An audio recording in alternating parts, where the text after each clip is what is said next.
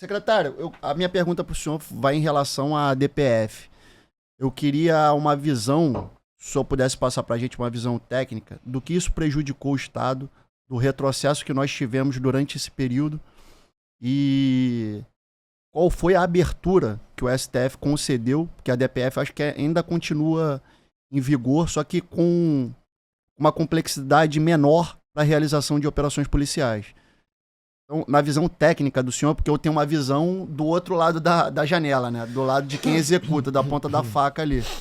Então, o que o senhor entendeu, na visão macro da coisa, de retrocesso que nós tivemos durante esse período da DPF? Que, na verdade, compreendia o período da Covid, né? E que se estendeu até depois, e tinha uma palavra que o senhor até tocou no assunto, que ela era, vamos dizer assim, complexa a interpretação dela, ela era dúbia, né? Ela dava vários tipos de sentido, o que era, a palavra era até... Excepcionalidade. Excepcionalidade. O senhor até tocou no assunto, ó, para mim pegar 10 fuzis, 20 fuzis, não é uma coisa normal, então entraria nesse viés. Então eu queria só essa visão técnica do senhor do quanto isso prejudicou o estado do Rio de Janeiro. Nós temos um passivo negativo muito grande. Foram 5 anos, né, de ADPF no Rio de Janeiro. Então a gente vê o crescimento de barricadas, o avanço da criminalidade que não saiu de dentro da comunidade e avançou por alguns bairros. Isso é uma realidade que ela só se deu por conta da ADPF. Outro grande problema foi a vinda de criminosos de outros estados que montaram verdadeiros home offices aqui no Rio de Janeiro. Por quê? Porque sabia que a polícia, para entrar e fazer uma operação ali, tinha que avisar, só faltava avisar o Papa para poder justificar a entrada dentro desse princípio da excepcionalidade. Ou seja, antigamente você tinha o princípio da ostensividade, onde o Estado tem que se fazer ostensivo em todo lugar, porque o território é do Estado, não é de criminoso A, B ou C, ou de organização criminosa A, B, C ou D. É do Estado. E com a DPF, esse princípio da ostensividade passou a ser a excepcionalidade. E aí qual a dificuldade de você definir o que é excepcional? E aí começou a grande covardia, né? Você exigir do policial que está na ponta que ele diga o que é excepcional, imaginar que ele vai fazer isso e contrariar uma decisão do STF, onde ele vê a realidade de ver ex-ministro preso, autoridade sendo presa, e ele vai dizer, pô, eu vou definir o que é excepcionalidade e entrar em cana? Não vai, era uma covardia muito grande. Então houve, na realidade, um freamento muito grande das operações. Quando a gente entrou, a gente entendeu de forma diferente, né? Principalmente quando mudou o comandante-geral da PM, o secretário da PM e o da Polícia Civil, a gente sentou e falou assim, olha, a gente não pode admitir que essa definição fique a cargo de quem está na ponta. Nós, secretários, é que temos que definir. E para mim, excepcional é tudo no Rio de Janeiro. Você imaginar que uma senhora que mora numa comunidade, ela liga para um 90, dizendo que tem homens armados na sua porta, e a gente tem que montar uma verdadeira operação de guerra para lhe atender. Ao contrário, se ela mora na Zona Sul, de frente para a praia, ela liga em 5 minutos, tem uma viatura lá de forma tranquila. Isso não é excepcional? Você passar numa rua, olhar o sujeito vagabundo com fuzil numa laje, isso não é excepcional? Claro que é excepcional. Uma barricada, isso não é excepcional? Tudo para que a gente, dentro desse cenário, para mim é excepcional. Por isso que nós aumentamos significativamente o número de operações no ano passado, e esse ano segue o mesmo caminho. Por quê? A responsabilidade somos nós, os 3 secretários. Então, nós trouxemos para a gente a responsabilidade, dando respaldo para que a tropa possa atuar de forma tranquila e segura. Agora, o que gerou uma DPF 635 no Rio de Janeiro? Isso é importante dizer, porque eu considero como uma das maiores injustiças ao Estado. Porque o autor da ação, o que ele alegava? Que o Rio de Janeiro vivia um estado de coisas inconstitucionais. O que seria isso dentro da legislação constitucional? É você desrespeitar direitos, garantias individuais de forma genérica e sistêmica. Nisso eu concordo. O Rio de Janeiro vive um estado de coisas inconstitucionais há muitos anos.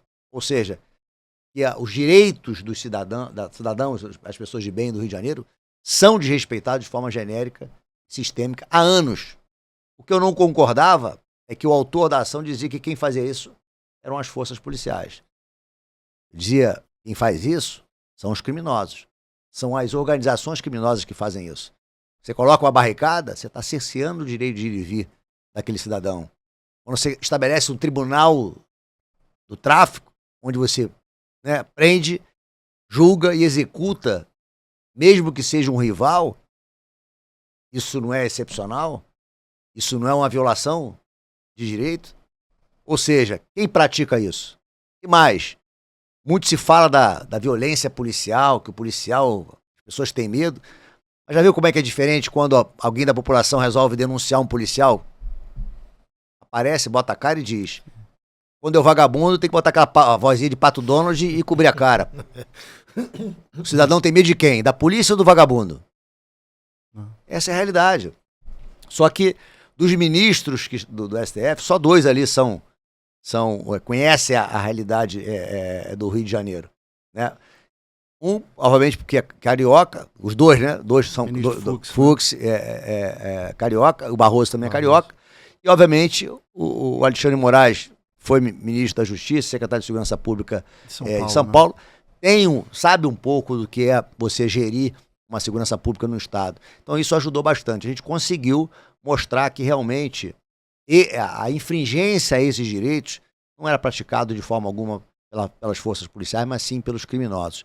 E a outra mentira que foi contada é que havia uma grande quantidade de operações onde a letalidade era muito alta. Então, o que eles fizeram, o autor? Eles pensaram algumas operações onde houve a neutralização de alguns criminosos e achando que isso é alta letalidade. Bom, ninguém sai de casa, né? Nenhum policial sai de casa e fala, hoje eu vou matar um vagabundo. Sempre falei isso. Que loucura. Isso não existe, pô. A não ser que seja um psicopata. Ninguém agora. Obviamente, numa abordagem onde o criminoso vai optar em reagir, ele tem o quê? Ele está assumindo o risco de morrer, pô. Pelo menos isso. Atentar contra a vida de um policial, ele está correndo o risco de, na reação desse policial, ele acabar tirando a vida desse vagabundo. Então a gente conseguiu comprovar que, na realidade, eles foram seletivos em algumas operações e nós fizemos o somatório de todas as operações nesse período. E diminuímos, média aritmética. Quantas operações tiveram, quantos criminosos vieram a óbito. O número é mínimo. Ou seja, não existe alta letalidade em operações policiais. A gente conseguiu comprovar isso na DPF.